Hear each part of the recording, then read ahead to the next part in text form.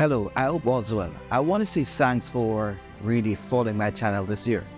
And I want to say I look forward to having a wonderful time next year presenting content with you. Let me say I have enjoyed it. And I want to take you on a journey next year to go deeper into my areas that I'll concentrate on.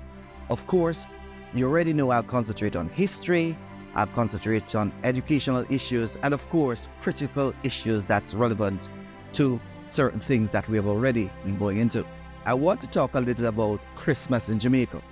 But let me tell you, I've created roughly 215 prompts that I want individuals from across the Caribbean and Jamaicans in the United States and everywhere, wherever you are, to really try these prompts. Notwithstanding, I've not left other Caribbean countries out. So every Caribbean country, while I was developing these prompts, that I thought about, I have at least 10 prompts for you. Haiti, Jamaica, of course, Dominica, you name it, Belize, and of course, Cayman Islands. I have prompts that you can develop. So what I'm going to be showing you as I go through are some of the prompts that I've used. And I want to say that it's wonderful. So it's Christmas, it's a giveaway, and I encourage you to try these prompts. Let me say, I put a link in my description section that will take you to places that you can download an application or register to have these prompts used there. It will give you an area that you can put your prompts in and then you can generate an image. It's wonderful. So let me talk about Jamaica. Yes, I'm missing Jamaica right now. I did not go home, but Jamaica represents a wonderful place for me. It's a place that I've always enjoyed being around. And I remember my first Christmas in Jamaica. I was living in Clarendon. Yes, of course. Let me tell you, I was born in Kingston. Then I moved to Clarendon and I was at a pastor's home. Yes, I was raised in a pastor's home. And while there, we were invited to go to a Christmas dinner. I distinctly remember the individual. Her name was Miss Samuels. And Miss Samuels owned the community shop. And she had an upstairs and downstairs house, just like this one that I'm showing you in the background. And of course, we had the wonderful time of going over there. No, I remember that day because it was just filled with food. That's the first time I realized that Jamaica's Christmas was somewhat different. And as I grew up, I realized, yes, it's really different from the rest. I'm not saying that your Christmas is not good. Don't get me wrong.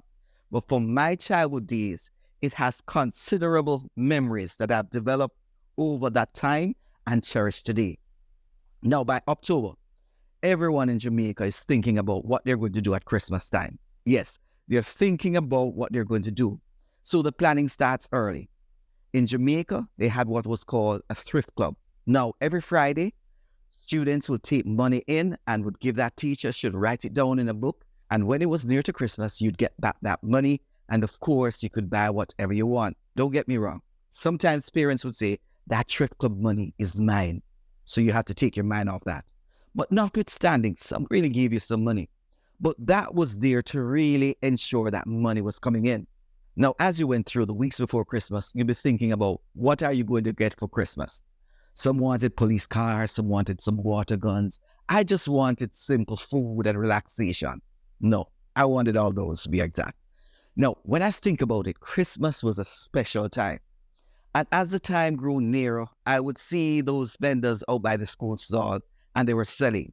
Yes, they were selling everything that was colorful, green and red, black and gold, you name it. They had so many things selling to ensure that my Christmas would have been well. No, I remember one particular vendor. She always had these balloons and a long line of individuals behind her. She would sell these balloons and you'd pick to get a balloon, of course. And remember, the object was really to get the biggest balloons on that piece of cardboard paper that she had. Notwithstanding, no matter how hard you try, you'd still get the smallest balloon in the pack. But as you grew and you realized that by November, something was happening. Everyone was busy. You had these places started to populate with curtains, with, of course, flowers for people to really start moving and looking towards what they were going to buy. You could feel the breeze changing as the influence from North America winds were coming in, and you felt a little better because you knew Christmas was near. Yes, Christmas was near, and of course, Many individuals at that point in time were looking forward to tell relatives that, listen, if you're going to send a barrel, make sure you're sending something that's tangible. Don't put any pot noodles or noodles in it. We want substantial things. And relatives over abroad were packing those barrels ready to send to Jamaica.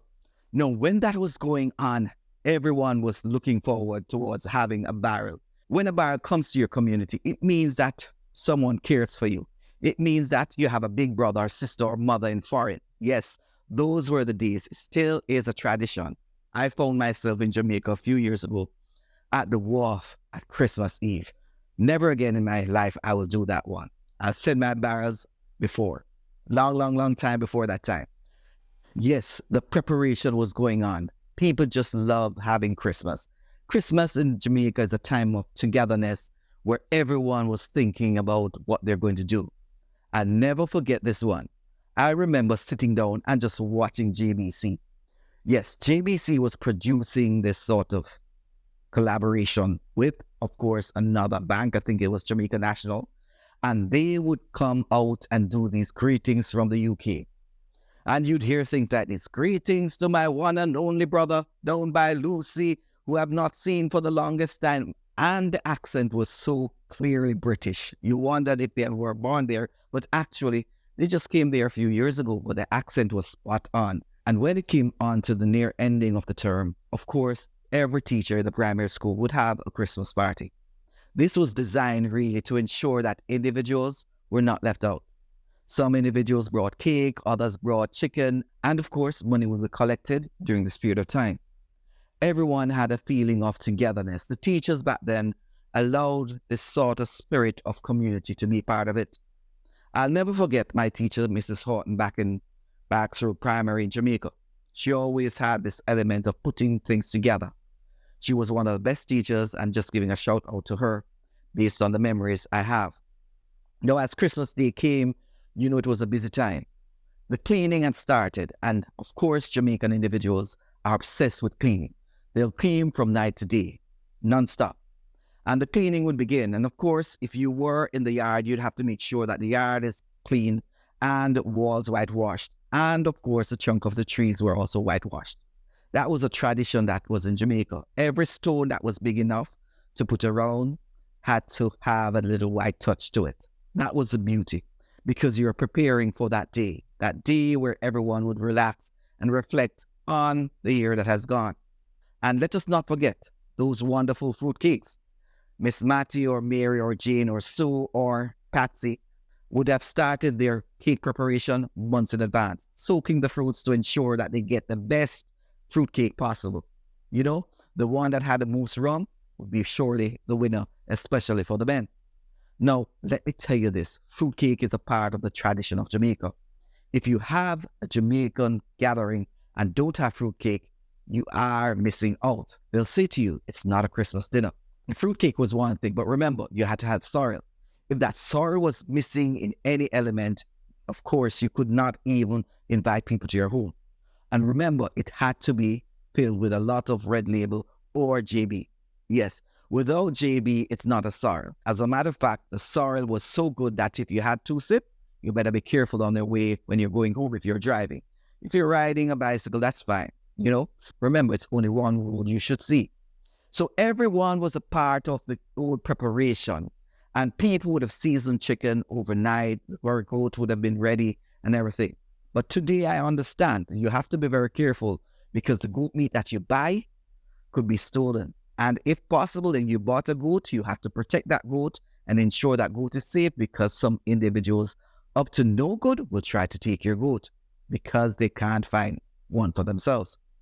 Now, the day of the preparation, everyone was feeling good. It was joyous. Everyone was laughing, having fun. And of course, it's time to go downtown. Yes, they called it the Grand Market Night, where everyone would go downtown to do their shopping and enjoy, play music. Boys and girls would be in the street enjoying themselves. And then you'd have some firecracker being exploded here and there. But remember, as I stated before, Christmas was a time of enjoyment. It was a time when individuals just enjoyed being around the family. It was a time when individuals from Europe, from America, they all came down with the only thing of seeing their relatives that they have not seen for ages. Yes, Christmas was a time of togetherness in Jamaica, and I'm sure it's similar to that in the Caribbean, wherever you are.